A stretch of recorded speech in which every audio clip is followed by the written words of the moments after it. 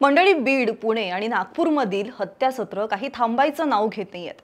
बीडमध्ये भाजप नेते बाबासाहेब आगेंची दिवसाढवळ्यात झालेली हत्या आणि त्यानंतर बीडमध्ये पसरलेली दहशत ताजी असतानाच आता नागपूरमध्ये सुद्धा शिवसेनेच्या एका नेत्याची भर रस्त्यात हत्या करण्यात आली आहे। अंकुश कडू असं या हत्या झालेल्या शिवसेनेच्या उपजिल्हा प्रमुखाचं नाव आहे।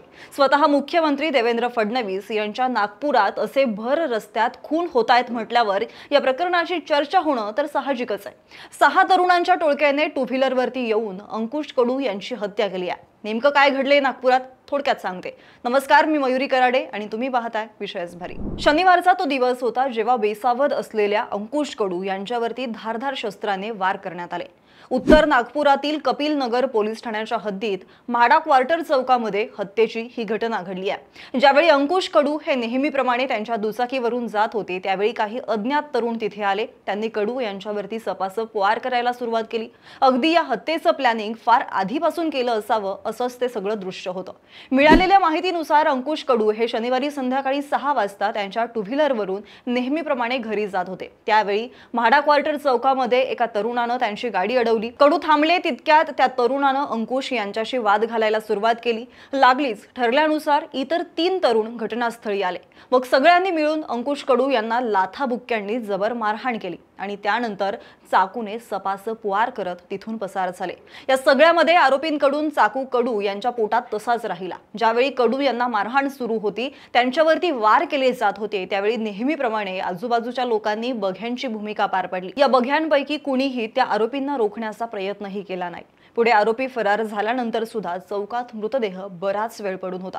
महत्त्वाचं म्हणजे हत्येचा हा सगळा रक्तरंजित थरार चौकात असणाऱ्या सीसीटीव्ही कॅमेऱ्यात कैद झालाय, ज्यावरून आरोपींचा शोध घेणं सोपं होईल। शिवाय कडू यांच्या पोटातला चाकू सुद्धा तसाच आहे, त्या चाकूवरून सुद्धा बोटांचे ठसे मिळवणं पोलिसांना सोपं होईल।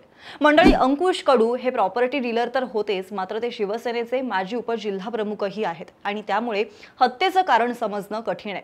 सध्या तरी अंकुश यांची ही हत्या भूखंडाच्या वादात सुपारी किलिंगचा प्रकार असल्याचं बोललं जात आहे, तर दुसरीकडे जुन्या वैमनस्यातून हत्या झाल्याचा संशय पोलिसांचा आहे। परंतु ज्या पद्धतीने अंकुश कडू यांची भर चौकात हत्या झाली आहे त्यामुळे परिसरात भीतीचं वातावरण पसरलंय।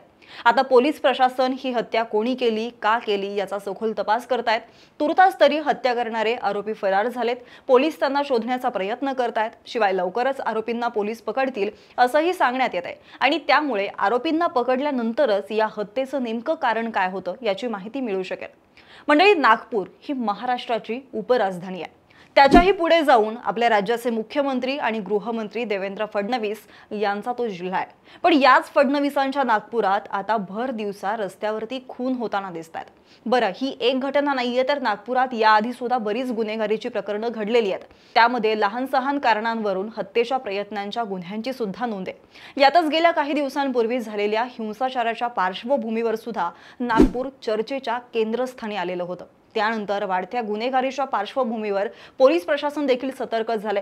एकीकडे अशा घटना घडू नयेत म्हणून पोलीस प्रशासन प्रयत्न करत आहे, तर दुसरीकडे शनिवारी झालेल्या शिवसेनेचे माजी उपजिल्हा प्रमुख अंकुश कडू यांच्या हत्येनंतर पोलीस प्रशासनाच्या उपाययोजनांनंतर सुद्धा गुन्हेगारांवरती वचक बसत नाहीये हे स्पष्ट होत आहे। मंडळी, 4 दिवसांपूर्वी बीडच्या माजल गावात सुद्धा अशीच भर दुपारी भाजपचे पदाधिकारी बाबासाहेब आगे यांच्यावरती कोयत्याने वार करण्यात आले होते आणि त्यामुळे आधी बीड आणि आता नागपूरमध्ये घडणाऱ्या या हत्येच्या घटनांचा पॅटर्न बघितला तर इथल्या कायदा सुव्यवस्थेचा प्रश्न किती गंभीर झालाय हे लक्षात येतं।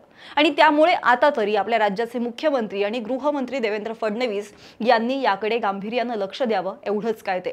बाकी सध्या राज्यात हिंदी भाषेची कशी सक्ती करता येईल याकडे सरकारचं लक्ष लागलेलं आहे, पण इथे रोज कित्येकांचे जीव जात आहेत त्याकडे मात्र कोणाचंही लक्ष नाहीये। अहो, माणसं जगली तर ती तुमची हिंदी भाषा शिकतील ना, आणि त्यामुळे आधी त्यांना वाचवा, हिंदी आपोआप येईल। बाकी या सगळ्या घटनांबद्दल तुम्हाला नेमकं काय वाटतंय कमेंट करून नक्की सांगा। सोबतच आपल्या विषयच भारी या YouTube चॅनलला सबस्क्राइब करायला विसरू नका। आणि हो, जर हा व्हिडिओ तुम्ही फेसबुकवर पाहत असाल तर तिथे सुद्धा आपल्या विषयच भारी FB या फेसबुक पेजला फॉलो करायला विसरू नका। धन्यवाद।